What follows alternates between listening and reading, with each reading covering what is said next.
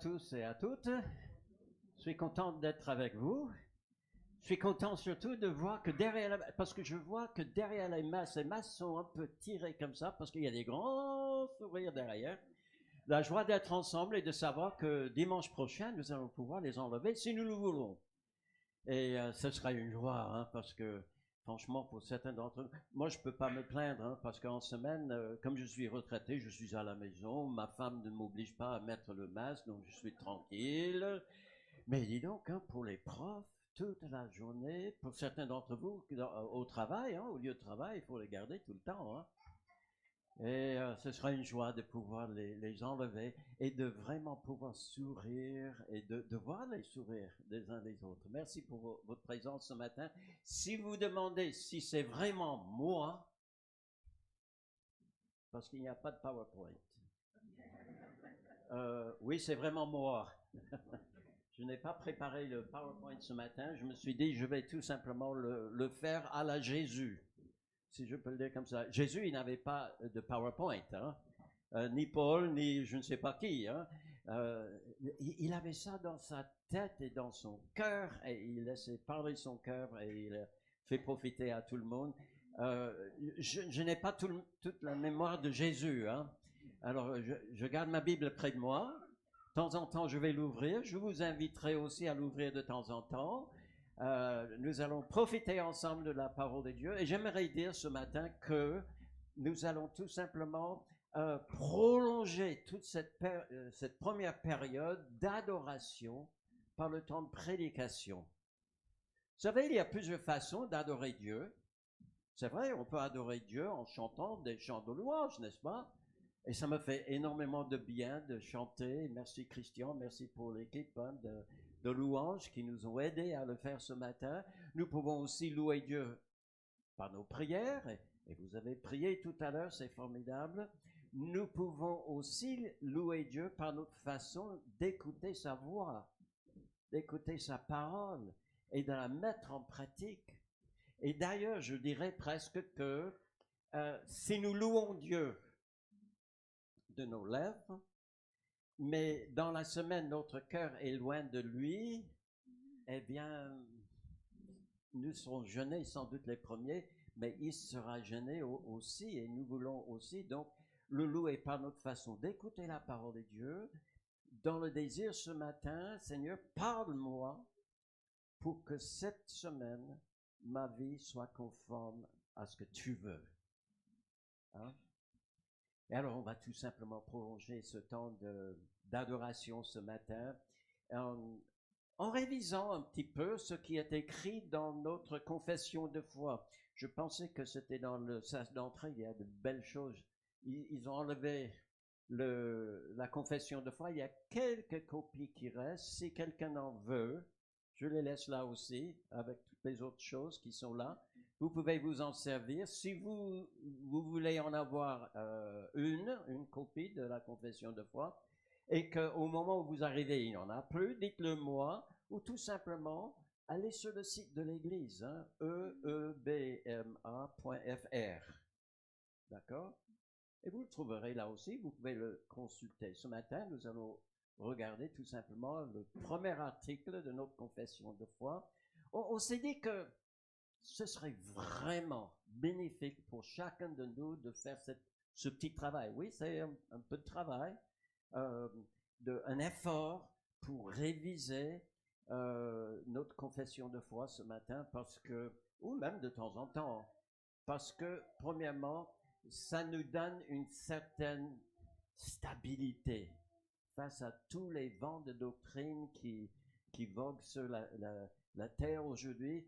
On en a parlé déjà au temps du Nouveau Testament, mais aujourd'hui encore, et il y a toutes sortes de choses qu'on peut entendre à droite et à gauche, et des fois on ne sait pas sur quel pied danser ou ce qu'il faut croire ou ne pas croire. Et là, on regarde dans la parole de Dieu. Et ce que la Bible dit nous donne une stabilité. Et nous pouvons tenir ferme devant Dieu parce qu'il nous a laissé sa parole.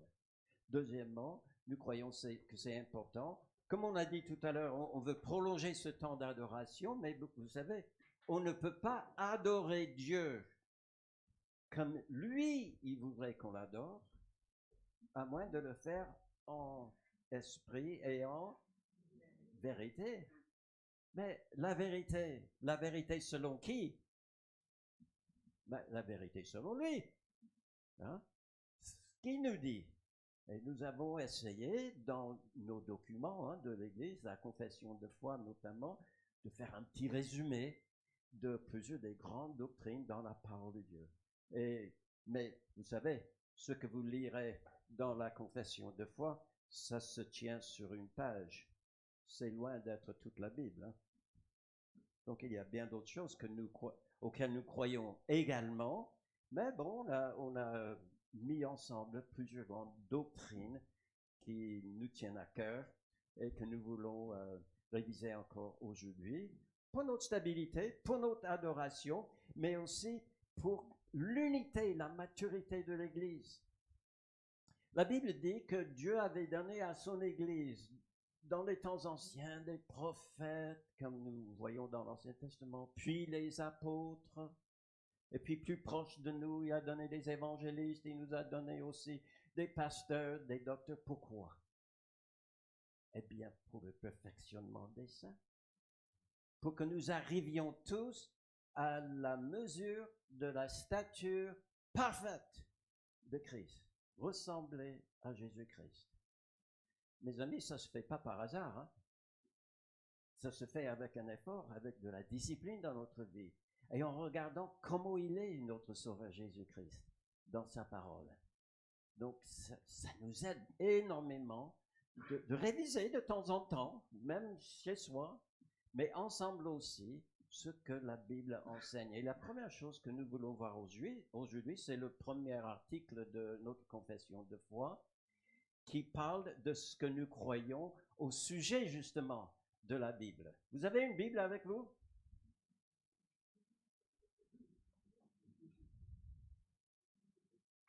D'accord. Vous savez, dans la parole de Dieu, il dit que la parole est comme, c'est comparé à du miel, comme du lait, comme de la nourriture forte, la viande. Hein? Il y en a ici qui aiment le steak. Peut-être dimanche chez vous, c'est comme le poulet. Je ne sais pas ce que nous mangeons aujourd'hui, c'est peut-être les restes, mais peu importe. Si vous n'avez pas votre pain de vie avec vous ce matin, vous allez peut-être partir le ventre vide. Hein? Mais amenez votre Bible avec vous tous les dimanches, ouvrez-la, nourrissez-vous de la parole de Dieu, ça va vous faire énormément de bien. Et qu'est-ce que nous croyons au sujet de la Bible? Alors, je vais lire l'intégralité de ce premier article, et puis on va le décortiquer petit à petit, on ne va pas prendre trop longtemps, mais il y a 5 choses que nous affirmons au sujet de la parole de Dieu. Essayez de les repérer. Après, on va les faire les uns après les autres, hein, ces affirmations. Mais je lis donc ce qui est dans la confession de foi que j'ai relevée ici. Nous croyons à l'inspiration divine, intégrale de toute la Bible et à son autorité dans la vie de chaque chrétien et de chaque église locale. D'accord? Nous croyons que les Écritures ne contiennent aucune erreur, qu'elles nous révèlent tout ce que nous avons à connaître dans le domaine spirituel et qu'elles ne sauraient être modifiées ou complétées par aucune autre révélation. Ça fait beaucoup d'affirmations, hein? Maintenant, nous voulons savoir si c'est juste la pensée d'un homme ou d'une église ou si c'est la pensée de Dieu. On va s'incliner dans la prière un instant en nous remettant à notre Seigneur pour qu'il parle à nos cœurs. Merci notre Dieu pour ta parole qui est la vérité. Merci pour l'adoration, ce temps d'adoration que nous avons déjà eu ce matin. Merci pour cette possibilité que tu nous donnes aujourd'hui, comme tous les dimanches et même tous les jours, d'ouvrir notre Bible et regardez ce que tu as à nous dire. Et nous te demandons, Seigneur, toi qui as déjà donné la parole, de disposer nos cœurs pour recevoir de toi tout ce que tu as dit dans ta parole. Au nom de Jésus-Christ. Amen. 5 affirmations, vous les avez repérées. La première chose que nous affirmons dans notre confession de foi, c'est que toute la Bible entière, je crois que le mot est intégralement. Ça veut dire tout, hein? Qu'est-ce qui est plus que tout? Rien. Tout est inspiré de Dieu. Alors, si vous avez votre Bible et que vous n'avez pas voulu l'amener en vain, hein, vous pouvez chercher 2 Timothée chapitre 3 et au verset 16. Voilà, par magie. Il est apparu là aussi, donc même si vous n'avez pas votre Bible avec vous, on l'a affiché ici. Alors, toute écriture est inspirée de Dieu. On peut s'arrêter jusque-là pour le moment parce que c'est ce qui nous intéresse pour le moment. On va terminer le verset, même le verset suivant tout à l'heure. Toute écriture est inspirée de Dieu. D'accord? Est-ce qu'on peut les dire ensemble? Toute écriture est inspirée de Dieu. On a bien dit? Quelqu'un a-t-il dit la moitié des écritures sont inspirées de Dieu? Les 2/3? Mais qu'est-ce que ça signifie lorsqu'on affirme, nous croyons à l'inspiration divine? Donc c'est quelque chose que Dieu a fait. Il a inspiré. Qu'est-ce que ça signifie que Dieu a inspiré toute écriture? Eh bien, le mot inspiré que nous trouvons ici dans ce verset est un mot qui n'est utilisé qu'une seule fois dans la Bible. Des fois, on peut penser que si un mot se répète 1000 fois dans la Bible, elle doit être super important. Hein? Je trouve que si Dieu utilise un mot une seule fois, nous devons faire très attention aussi. Hein? Ah, voilà, une fois qu'il a employé ce mot. C'est un mot en grec qui est soudé. 2 mots qui sont soudés ensemble. Théos, Dieu. Et puis il y a un verbe qui signifie respirer, souffler. En réalité, on aurait mieux fait de traduire ce mot par expirer. Parce que le mot signifie souffler hors de Dieu. Alors, inspirer, expirer. Comment est-ce que nous formons nos mots quand nous parlons? Eh bien, ça commence au niveau des poumons, n'est-ce pas? On prend de l'air, et puis en faisant sortir l'air, ça passe par les cordes vocales qui les font vibrer, et puis avec la bouche, avec les lèvres, même avec nos dents, eh bien, ce souffle qui vient de l'intérieur est modulé et ça forme des lettres et des mots. Hein? Je ne fais pas la même chose si je dis bo, bo, bo, ou si je dis a. Hein? En variant un peu la forme de ma bouche, mes lèvres, ma langue, etc., mes dents, eh bien, je forme des mots. Qui a formé des mots de la parole de Dieu? Dieu. Dieu. C'est lui qui a... Il a soufflé, il a respiré. C'est une façon de dire tout vient de lui. Tout vient de lui. Toute écriture est inspirée de Dieu. 2 Pierre, chapitre 1, verset 21, ne parle pas, ici il est question de ce qui est écrit. Mais Dieu s'est révélé aussi à d'autres personnes qui n'ont rien écrit. Ça venait quand même de lui. Alors dans 2 Pierre, chapitre 1, verset 21, il est dit qu'il n'y a aucune prophétie de l'Écriture qui est venue par une volonté humaine. Il est apparu un peu plus bas, 21. Ok. Ce n'est pas par une volonté d'homme qu'une prophétie a jamais été apportée, mais c'est poussé poussé par le Saint-Esprit que les hommes ont parlé de la part de Dieu. Il n'est pas dit ici que les hommes ont inventé, ont imaginé ce que Dieu pourrait vouloir dire. C'est le Saint-Esprit qui les poussait à dire exactement ce que Dieu voulait qu'ils disent. Matthieu chapitre 5 verset 18, Jésus lui-même dit que ça va jusqu'à l'iota et le trait de lettre. Alors pour ceux qui ont étudié un peu des langues, si vous connaissez l'hébreu, alors l'iota, bon c'est traduit iota là, mais en réalité c'est un petit point. Et vous savez, il y a des lettres en hébreu qui se différencient seulement deux lettres qui ressemblent à deux gouttes d'eau, l'une à l'autre. La seule différence, un point. C'est tout. Il y a d'autres lettres. C'est juste un trait. Alors ça, c'est pousser l'inspiration loin. Hein? C'est pour dire que oui, tout mot, toutes les écritures intégralement, même au dernier trait de lettre, tout est inspiré de Dieu. Ah ben ça c'est formidable, hein? Ça c'est formidable. De dire que Dieu a ainsi contrôlé tout le processus d'inspiration de telle sorte que nous puissions avoir une entière confiance dans sa parole. D'ailleurs, je crois que ça dit la Sainte Bible dessus. Bible, le mot Bible vient du grec biblos, qui signifie livre.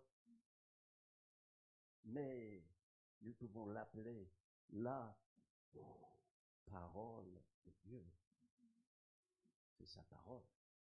Parce que ça vient de lui, c'est lui qui l'a insufflé.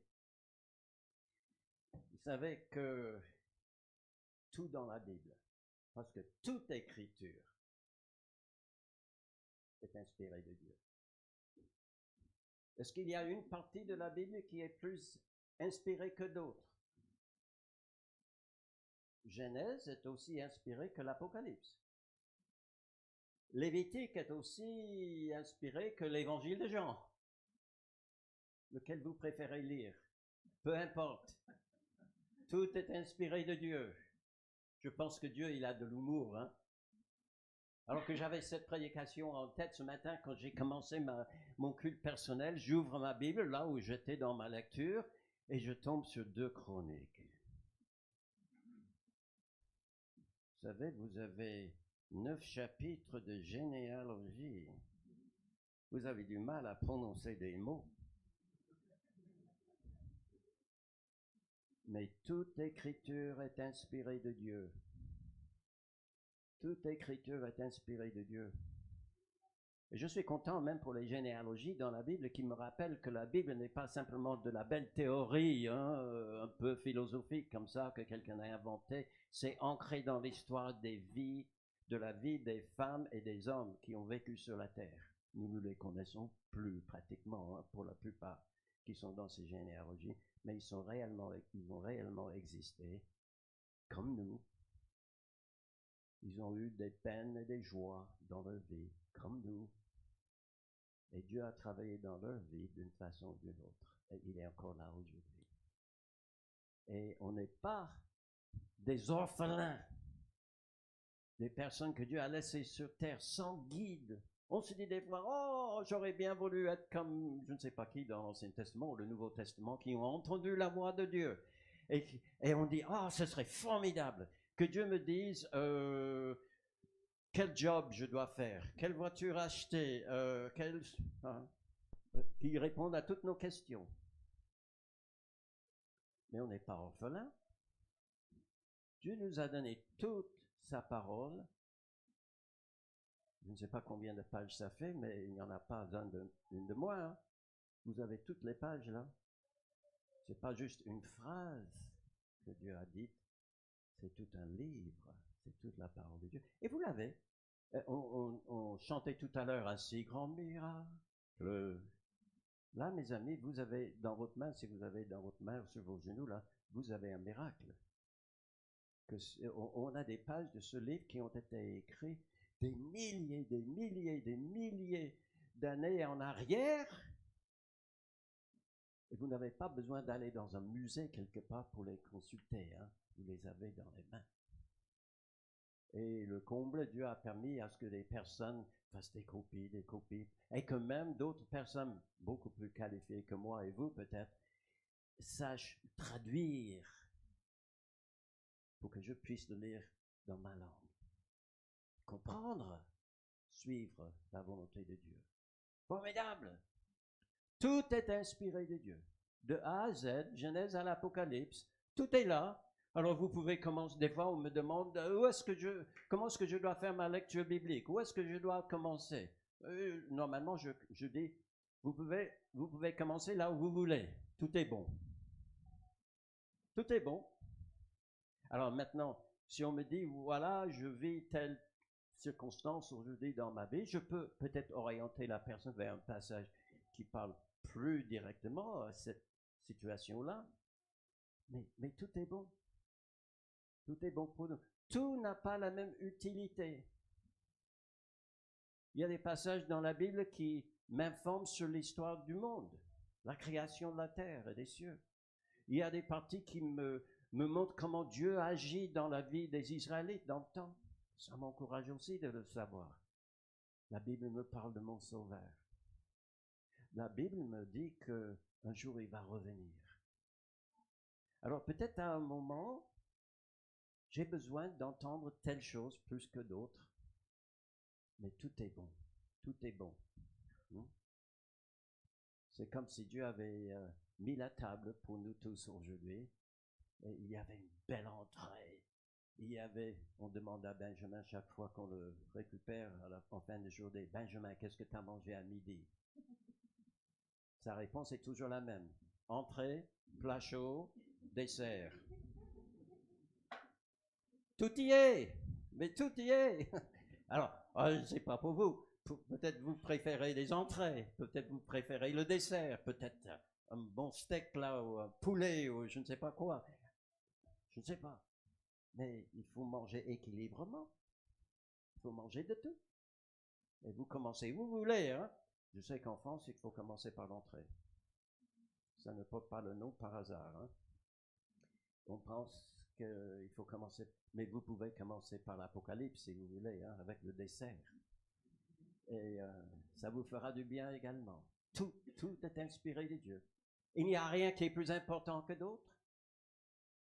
Tout a sa place dans nos vies et dans nos cœurs. Alors, c'est ce que nous affirmons au début. Pourquoi? Parce que la Bible elle-même le dit. C'est pas nous qui l'inventons. Deuxièmement, on dit ceci, tout est inspiré de Dieu, intégralement, hein, toute la parole de Dieu, mais on dit également que puisque elle est inspirée de Dieu, elle est pour nous autorité. Pour notre vie personnelle, pour notre vie d'église, elle est autorité. Oh là là, un mot qu'il ne faut pas prononcer aujourd'hui, hein. On a l'impression que pour la dignité humaine, pour notre bien-être, il faut que tout le monde puisse faire ce qu'il veut.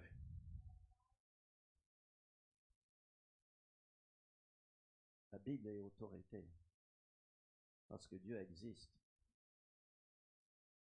Et lui, peut-être même plus que nous, il sait ce qui fait une vie épanouie, c'est lui l'auteur de la vie.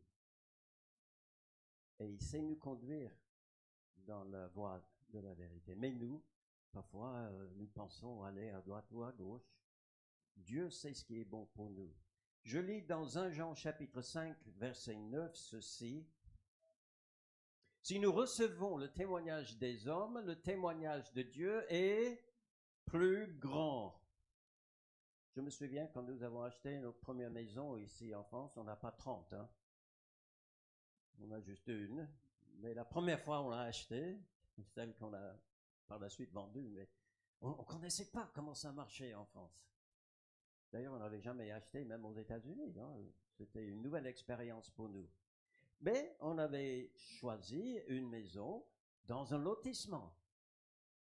Et vous savez ce qu'on nous a remis avant qu'on même on signe le contrat? eh bien, c'était un petit livret de règles à respecter par tous les habitants du lotissement. On n'avait pas le droit, par exemple, mesdames, d'étendre le linge devant la maison, à la vue de tout le monde. Pas possible. On n'avait pas le droit de repeindre la maison d'une autre couleur sans consulter les autres ou faire une addition. Il y avait une fois un voisin, il a décidé de faire une petite addition, agrandissement à sa maison. Il fallait qu'il vienne nous voir tous pour avoir notre avis. Mais ça, c'était des règles parmi des hommes. Et pourtant, on a respecté. On n'a jamais repeint la maison, ni rien, mais on a respecté le règlement. Alors, mes amis, si nous respectons la loi des hommes, combien devons-nous respecter aussi la loi de Dieu? Le témoignage des hommes, c'est une chose, le témoignage de Dieu est plus grand, et le témoignage que Dieu a rendu concerne son Fils Jésus-Christ. Et il nous a parlé de son Fils. Je suis content qu'il m'a parlé de son Fils. J'avais besoin de ce sauveur-là. Romains chapitre 13, verset 1 dit ceci, que toute personne soit soumise aux autorités supérieures. Tout à l'heure, quand nous avons prié pour l'Ukraine, j'ai pensé à ça. Alors, c'est pas difficile pour moi de trouver une autorité supérieure. Il y en a plein. Mais un président d'État, si lui il doit chercher une autorité supérieure, est-ce qu'il peut en trouver aussi? Ah ouais. Parce que qui est au-dessus de tous? Dieu, il est au-dessus de tous. Et un jour, nous rendrons tous compte à l'Éternel.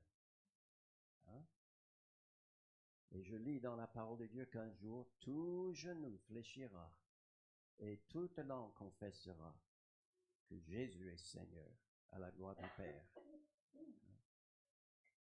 La Bible est autorité pour nous parce qu'elle vient de Dieu. Il y a eu une fois que les disciples, je pense que c'était les apôtres Pierre et Jean, dans Actes chapitre 4, vous pouvez chercher ça si vous voulez, mais dans Actes chapitre 4, Pierre et Jean, ils ont accompli, enfin ils étaient le moyen que Dieu a utilisé pour accomplir un miracle dans la vie d'un homme qui n'avait jamais marché. Il était là à la porte belle du temple, et alors qu'ils entraient pour faire des prières sans doute, ils passaient devant cet homme. Et cet homme, les voyant venir, ses yeux se sont éclaircis. Peut-être, ils vont me faire l'aumône.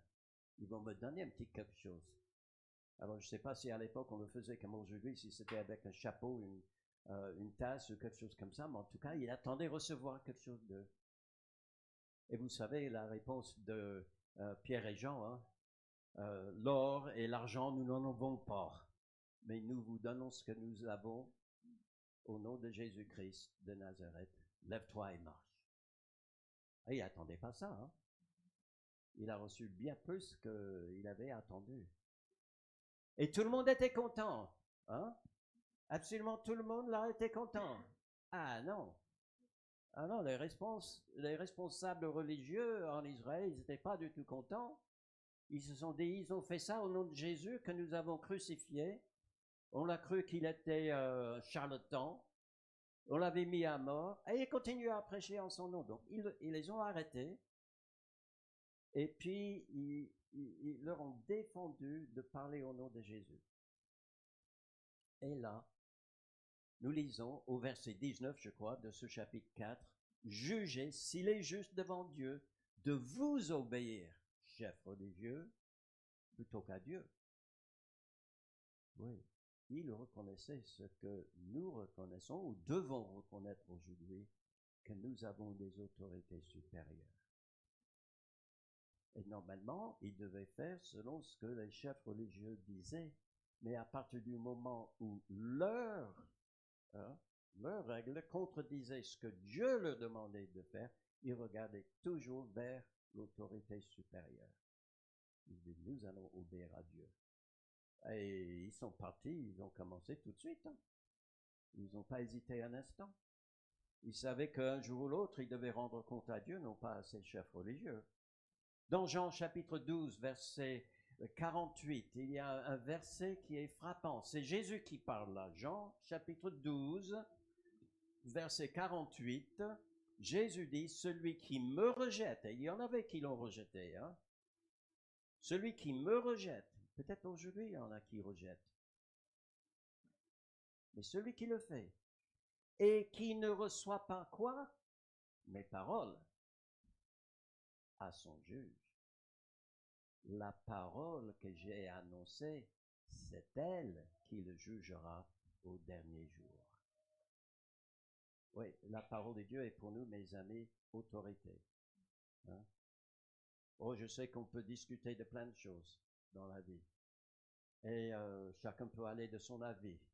Mais lorsque la Bible donne son avis, lorsque Dieu donne son avis dans les Écritures, eh bien, tout le monde se tait devant elle. Et tout le monde dit, tout simplement, que ta volonté soit faite sur la terre comme aux cieux. Elle est autorité. Troisièmement, toute la parole de Dieu est inspirée. Deuxièmement, comme elle est inspirée de Dieu, c'est Dieu qui nous parle, eh bien, elle est autorité pour nous. Et troisièmement, nous disons que nous croyons que la Bible, telle que Dieu nous l'a donnée, est sans erreur. Comment imaginer que Dieu nous dise quelque chose dans sa parole qui serait fausse? Aujourd'hui, on parle beaucoup de fake news. Hein? Est-ce qu'il y a de fake news dans la Bible? Vous regardez peut-être les infos et parfois ils parlent de info ou intox. Est-ce qu'il y a de intox dans la Bible? Il n'y a pas. Tout vient de Dieu. Nombre, chapitre 23, verset 19 dit ceci, Dieu n'est pas un homme pour mentir, ni le fils d'un homme pour se repentir. C'est-à-dire, ça ne va jamais lui arriver de dire, oh zut, j'ai dit quelque chose, mais maintenant je comprends que j'aurais dû dire autre chose. Je me repens de ce que j'ai dit. Ça ne lui arrivera jamais. Il connaît la fin comme le début, il connaît toutes choses, et c'est lui qui établit toutes choses, et tout ce qu'il dit est conforme à la réalité. Que cette réalité soit passée, présente ou future, tout est conforme, tout est vérité. Il ne va jamais nous induire dans l'erreur. Romains chapitre 3, verset 4 dit ceci, que Dieu, au contraire, soit reconnu pour vrai et tout homme pour menteur. Oh, j'aime pas ce verset-là. Je dois l'accepter. Parce que ce verset dit que Richard, il est quoi?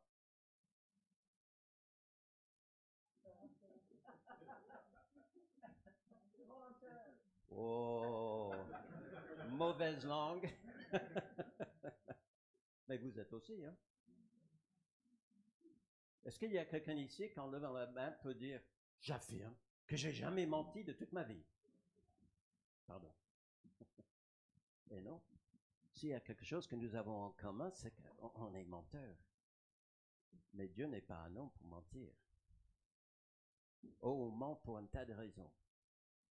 Parce qu'on a peur, parce qu'on a fait une bêtise, on ne veut pas qu'on le sache, on essaie de couvrir ça. Dieu n'a pas besoin de couvrir une bêtise hein, qu'il aurait faite. Tout ce qu'il dit est vrai, vrai, vrai. D'ailleurs, je crois que les enfants, peut-être pas ce matin, mais les enfants chantent ça, n'est-ce pas? Il y a une petite chanson pour les enfants. Tout ce que Dieu dit est vrai, vrai, vrai. J'ai quelque chose comme ça en tête. Et Jésus-Christ a dit lui-même, une fois quand il était en prière avec son Père, il a dit, ta parole est la vérité. Jean 17, 17, sanctifie-les par ta parole. Ta parole est la vérité. Vous pouvez être sanctifié par rien d'autre que par la parole de Dieu. Mais en la lisant et en méditant, peut-être en mémorisant les versets qui vous frappent le plus, ça vous aidera. Vous savez que Jésus, il a été tenté comme nous en toutes choses. A-t-il jamais commis de péché? Ah, là, la grande différence. Hein? Mais il a été tenté comme nous en toutes choses. Et il y a un exemple de cela dans Matthieu chapitre 4, quand après son baptême, fin de chapitre 3, eh bien, il est conduit par l'Esprit dans le désert. Et là, il rencontre le diable, dit la parole, qui l'a tenté 3 fois. Fait de ces pierres du pain, hein, etc. Et comment Jésus-Christ a-t-il esquivé, a-t-il détourné ces tentations? Par la parole. Oui, par la parole. Vous voulez être sanctifié par la parole? Oui. Souvent, même Satan, à un moment donné, il a essayé de se servir de la parole de Dieu. Saute de ce temple-là, pinacle de ce temple, parce que la parole de Dieu dit, il ne permettra pas que ton pied se heurte contre une pierre. Hein, donc, allez-y, saute. Et Jésus-Christ n'est pas tombé dans le piège. Hein. Son Père ne lui a pas demandé de sauter. Des fois, on imagine que ceux qui sont les plus spirituels sont ceux qui font des plus grands exploits. Vous savez que le plus grand exploit pour que vous puissiez faire dans votre vie, c'est de vivre pleinement selon la parole de Dieu. Ça, c'est difficile. Ça, c'est difficile. Et elle nous sanctifie. Sanctifie-les par ta parole. Ta parole est la vérité. Merci. Alors, toute la parole de Dieu est inspirée, donc elle est autorité pour notre vie, et donc forcément, elle ne contient aucune erreur. Hein? Aucune erreur. Dieu ne ment pas. Il ne nous trompe pas. Quatrièmement, nous croyons que la Bible nous dit tout ce que nous avons besoin de savoir dans le domaine spirituel. Tout, tout. Alors, c'est là où on va retourner à 2 Timothée chapitre 3, si vous avez toujours ouvert le verset, toute écriture est inspirée de Dieu, et ça continue, et utile. Alors, on a du mal à se souvenir de l'ordre, hein, mais je vais vous aider. Et utile pourquoi? Enseigner,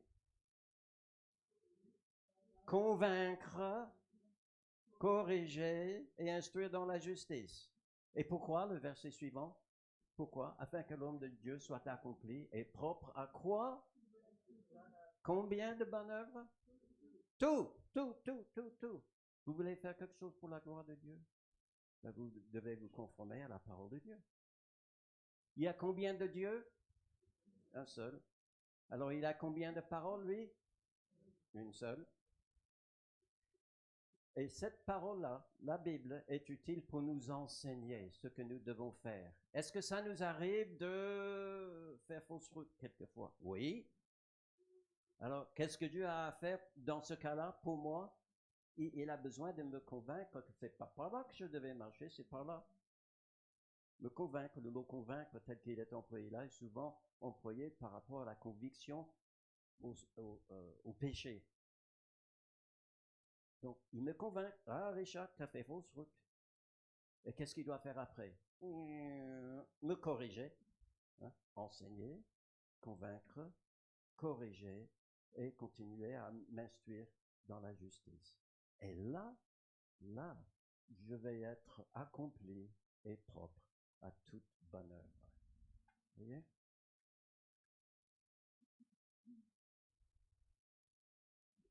C'est un manuel de vie complet. Hein? Est-ce que vous croyez qu'il y a un chapitre qui manque? Il y a un livre qui manque? Non. En suivant ce que j'ai déjà, celui qui a écrit Mark Twain, vous connaissez Mark Twain, Huckleberry Finn et tout ça? Tom Sawyer, ouais. Mais celui qui a écrit ça, je ne sais pas s'il était vraiment croyant ou pas, mais celui qui a écrit ça, il a dit un jour, ce qui m'embête pas, ce n'est pas ce que je n'ai pas encore lu dans la Bible, mais ce que j'ai lu et auquel je ne me confonds pas. Ah oui. Et il ne manque rien. Il ne manque rien là. Ce qui manque des fois, c'est la volonté. C'est vraiment cet engagement de faire toute la volonté de Dieu. Combien? Toute la volonté de Dieu. Et c'est pourquoi Dieu nous a donné une église, entre autres, pour qu'ensemble, nous puissions nous encourager à vivre toute la volonté de Dieu. 2 Pierre chapitre 1 verset 3. Il est dit, c'est l'apôtre Pierre qui l'a dit, que Dieu nous a donné par sa divine puissance tous ceux qui contribuent à quoi? La vie et la piété.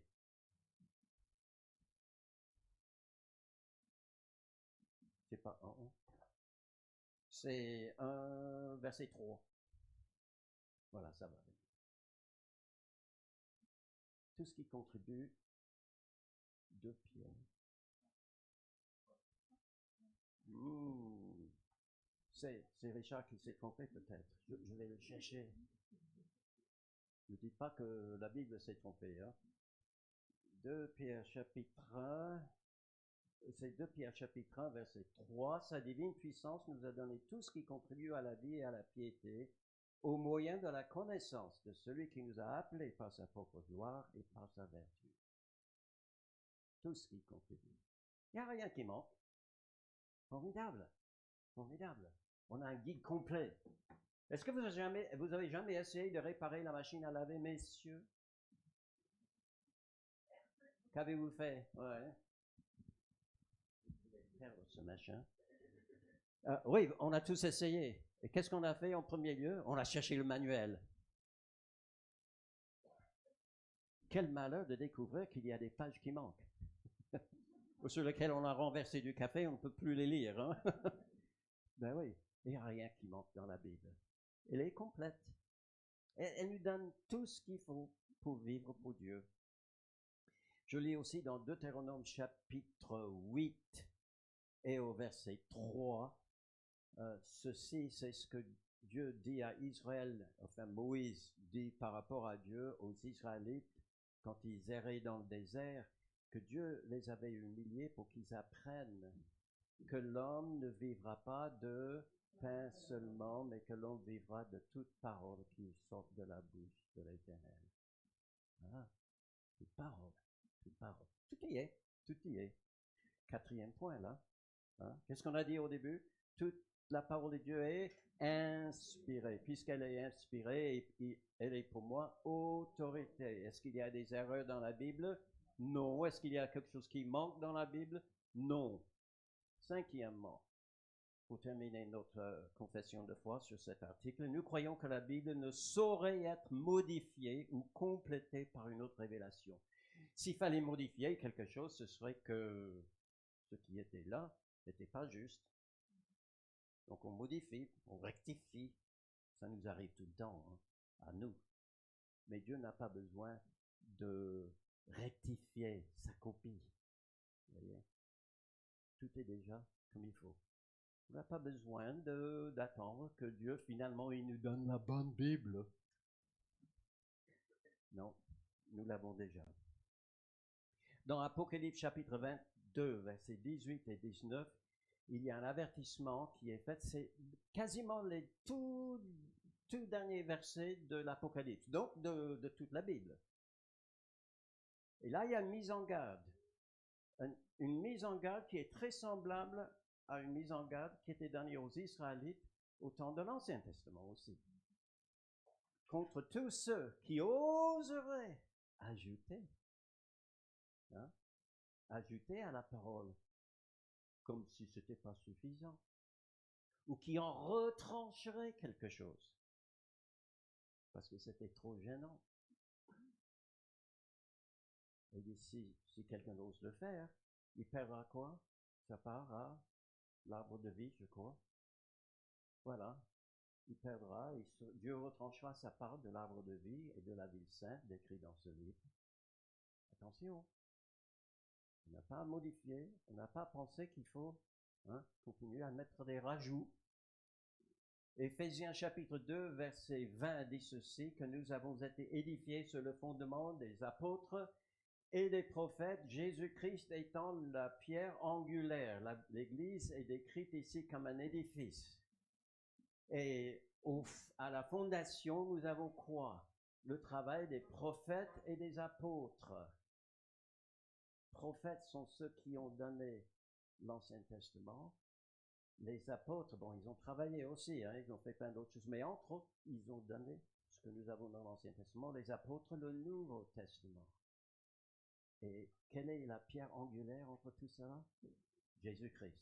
On le découvre dans l'Ancien Testament, on le découvre ici dans le Nouveau Testament, et il est le thème de toute la parole de Dieu.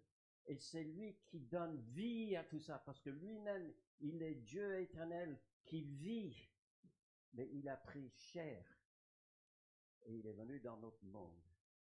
Et il a accompli tout ce que l'Ancien Testament avait dit, et il a même annoncé des choses à venir. Tout est accompli, il a dit, quand il est mort sur la croix pour nous. Formidable. Apôtre, prophète, Christ, pierre angulaire. Voilà la fondation de notre Église, de nos convictions, de nos croyances, c'est Jésus et les Écritures. Jude, chapitre 3, on a presque fini. Jude, quand il écrit sa petite lettre, c'est pas long, même si vous vouliez le copier à main levée, il vous faudrait pas longtemps. C'est très court. Mais il a dit, quand j'ai commencé à mijoter dans ma tête cette lettre que je voulais vous écrire, il a dit, j'ai eu une toute autre idée au début. Mais là, Dieu m'a arrêté. Et alors que je voulais vous parler de notre foi commune, il a dit, j'étais impressionné de vous parler de notre foi, de cette foi qui avait été transmise une fois pour toutes. C'est pas la foi qui dit je crois en Jésus-Christ, ça c'est valable aussi. Mais c'est la totalité des choses que nous croyons. Cette foi-là, qu'on résume en partie dans notre confession de foi, et que nous avons dans la parole de Dieu, cette foi-là a été transmise une fois pour toutes. Nous l'avons. Elle n'a jamais été changée. Tout vient de Dieu, jamais modifié. Merci Seigneur pour elle. Et il dit, nous devons faire quoi maintenant que nous l'avons? Il dit, je vous écris cette lettre pour vous exhorter à combattre. Ça ne veut pas dire prendre des armes, mes amis. Être prêt à défendre la parole de Dieu et à dire que même si les autres viennent vers moi avec les armes, je vais rester droit dans mes bottes et je vais, par la grâce de Dieu, toujours dire, je tiens à la parole de Dieu. Je vais la respecter. Je vais la défendre. Vous savez, Paul a dit aux Galates, faites attention, il peut y avoir dans le monde ceux qui viennent annoncer un autre évangile. On a parlé au début des bancs de doctrine qui soufflent sur le monde. Malheureusement, ça existe. Mais restons attachés à la parole. Elle est source de salut. Elle est source de vie. Elle est source de sanctification. Et c'est par elle que nous serons jugés un jour devant le Père. Merci notre Dieu pour ta parole. Merci de ce que tu nous as donné, quelque chose qui est complet, qui est sans erreur, en quoi nous pouvons avoir une pleine assurance. Aide-nous, Seigneur, à la lire quotidiennement même, mais avec cette conviction qu'elle vient de toi et avec le désir de, par ta grâce, la mettre en pratique le mieux que nous puissions le faire. Reçois toute notre louange ce matin au nom de Jésus-Christ. Amen. Le temps est bien passé, mais on a dit qu'il faut chanter merci. Il faut chanter merci.